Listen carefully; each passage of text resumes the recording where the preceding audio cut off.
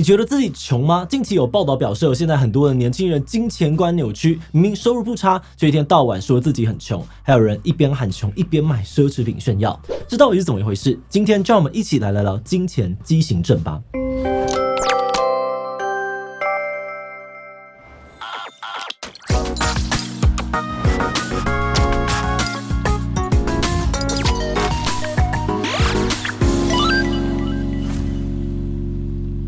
嗨吼，大家好，我是志奇。你身边有爱哭穷的朋友吗？就是明明没有到真的很缺钱，却常常觉得自己跟身边的同龄人比起来赚的很少，是最穷的那一个。其实这种状况在许多的国家已经渐渐成为一个越来越普遍的社会现象。彭博社去年的一份调查访问了1000名年收超过17.5万美元，相当于纳税金额在全美前 10% 的人，结果里面居然有高达25% 的人认为自己很穷，手头很紧。而这种对自己的财务状况有误解的情形，就被称作是金钱畸形症。还有其他调查发现，美国有将近一半的年轻世代都说自己有金钱畸形症，甚至许多的心理师也表示，常常处理到相关的个案。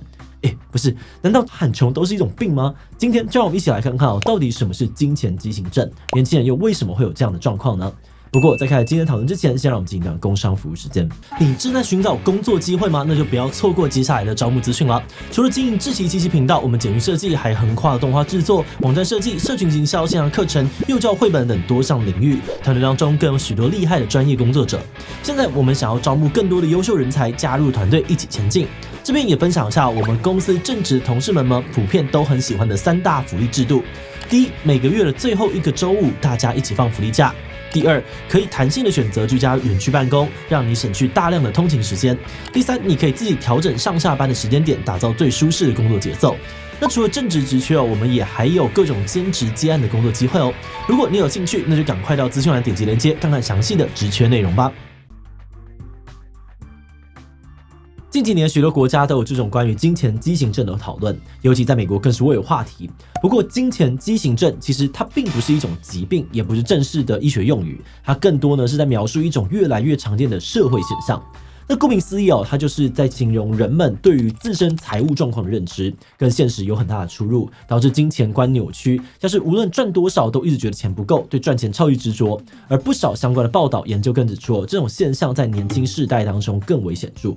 比如呢，美国的一份调查就显示，美国有 29% 成年人表示自己有经历过金钱畸形症，而在45岁以下的 Z 世代千禧世代当中，这个数字更双双超过 40%。相较之下，在59岁以上的人之中呢，只有 14% 的人说自己有过金钱畸形症。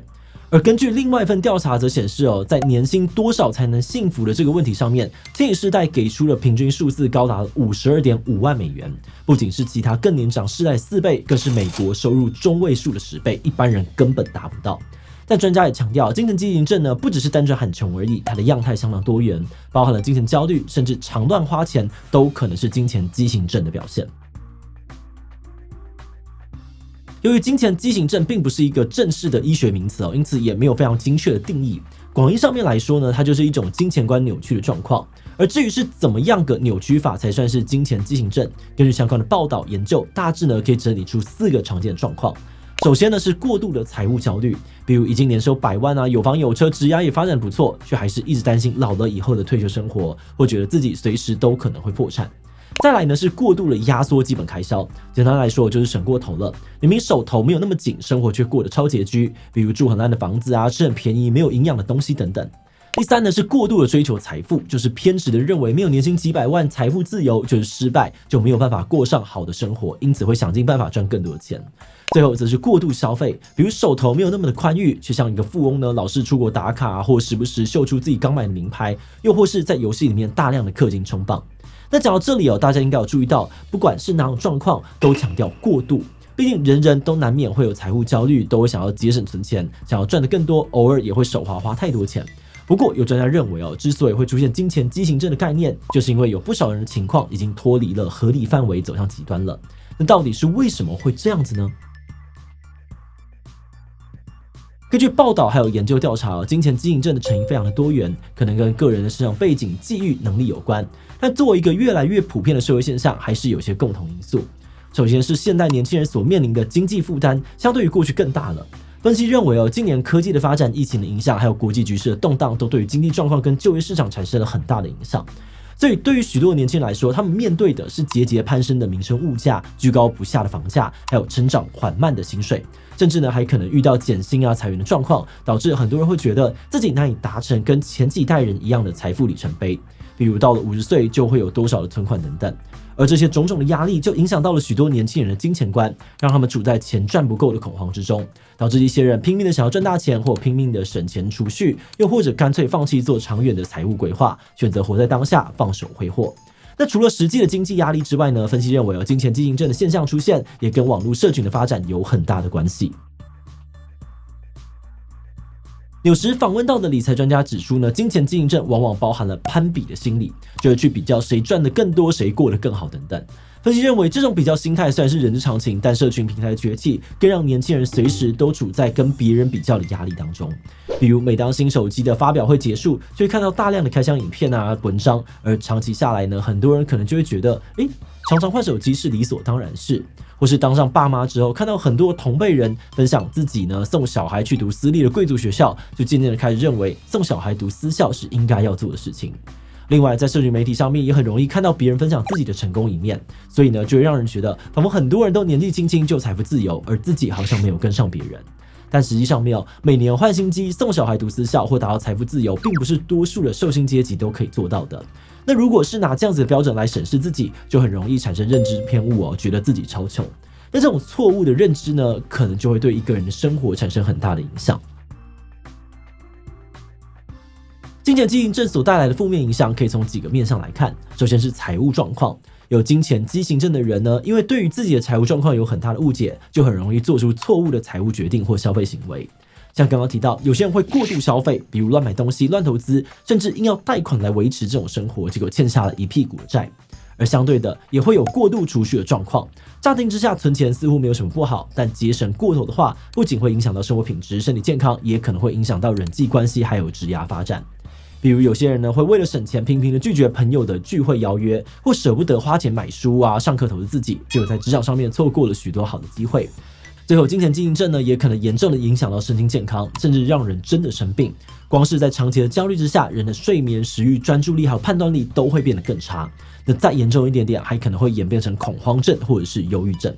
更糟糕的是，这个问题可能发生在同一个人身上，并且互相的联动，形成恶性循环。比如在社群上面看到什么酷东西，就不落人后的跟着买，结果把钱都花光只好呢把接下来的聚餐都推掉，天天吃泡面，好不容易撑到发薪日，却因为之前过得太惨，在压力之下又开始乱花钱，然后又只能够拮据的度日。那长期下来呢，就可能会让身体越来越糟，朋友越来越少，也因此越来越容易感到郁闷空虚，导致继续靠冲动消费来获得短暂的快感。那么到底要怎么样做才能够避免这种状况呢？专家建议要避免金钱经营症，首先呢就是要正视自己真正的财务状况，制定出适合自己的财务计划。比如确实记账就是最简单的第一步。那一旦你开始认真的记录收支，就可以清楚的了解自己的钱都去哪里，也可以帮助自己厘清该怎么样调整未来的生活形态，还有财务的分配。那这方面呢，不少专家都会推荐一个简单好记的50-30-20原则，意思是把收入的50% 花在必要的消费上面，像是房租交通伙食费等等，再把30% 用在想要的花费，比如购物、娱乐、聚餐之类的，最后的20% 呢，则用在储蓄还有理财上。不过很多专家也提醒这只是一个参考，让大家可以用来审视自己的财务分配，并不是一个绝对唯一的准则，大家还是可以根据自己的状况呢去计划的。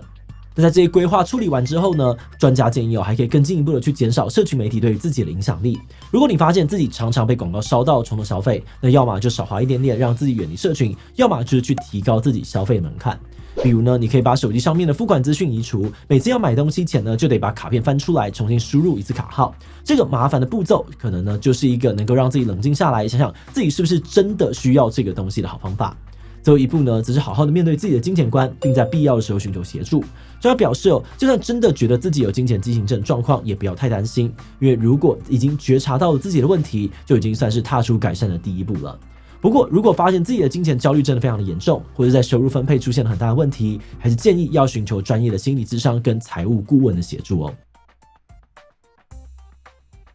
在进入观点以前呢，我们先特别感谢这一期的所有会员因为有了大家支持跟赞助，我们才能够持续运作这个频道，让重要的议题被更多人看见，真的是非常的谢谢大家。那如果你愿意支持我们走得更远，欢迎点击频道主页的加入按钮成为我们的会员，或者也可以用超级感谢小额支持我们。但话说回来，老实说，我们刚看到金钱畸形症的时候，觉得这个词蛮有趣的，但深入一查又觉得，对于这个词有一点点的疑虑。一方面呢，是因为我们觉得它定义有一点太广泛了，很多种状况都被纳进这个词里面一起讨论。那虽然这些状况还是有共同的部分，但我们觉得这样子一概而论，可能就很难针对不同的状况提出更准确的观察还有解方。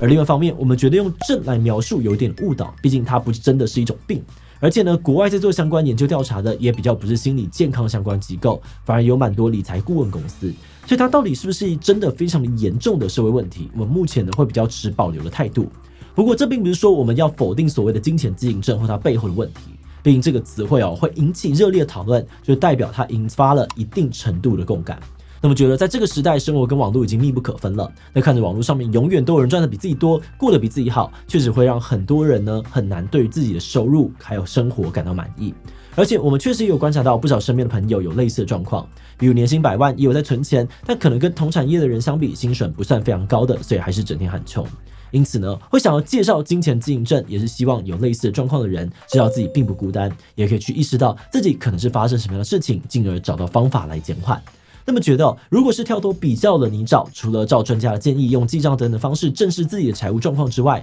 或许还有很重要一点是去厘清自己想要的生活到底是怎样的。毕竟多数人真正想要追求的应该不是薪水或者存款的几位数吧，而是要用这个钱达到什么事情。那无论是想要让家人吃饱穿暖，或想要40岁就退休，那认识自己真正想要什么，时时刻刻听自己这个真正的目标，或许就能够避免陷入无止境比较的焦虑之中了吧。好的，那最后呢，就想要问问大家，你觉得自己有金钱畸形症吗？有，我知道自己的薪水没有到很低，但还是会焦虑，觉得应该要赚更多，并没有，我确实呢觉得自己穷但那是因为我是真的穷。C 没有，我蛮清楚自己的状况，也不太会有不必要的焦虑。第其他，请留言分享吧。最后，如果你喜欢今天的影片，欢迎分享出去，让更多人知道金钱畸形症。此外呢，可以点击这个地方看数字病以及倦怠社会的讨论。那么今天的这一期 C 是不是告一段落？我们就明晚再见喽。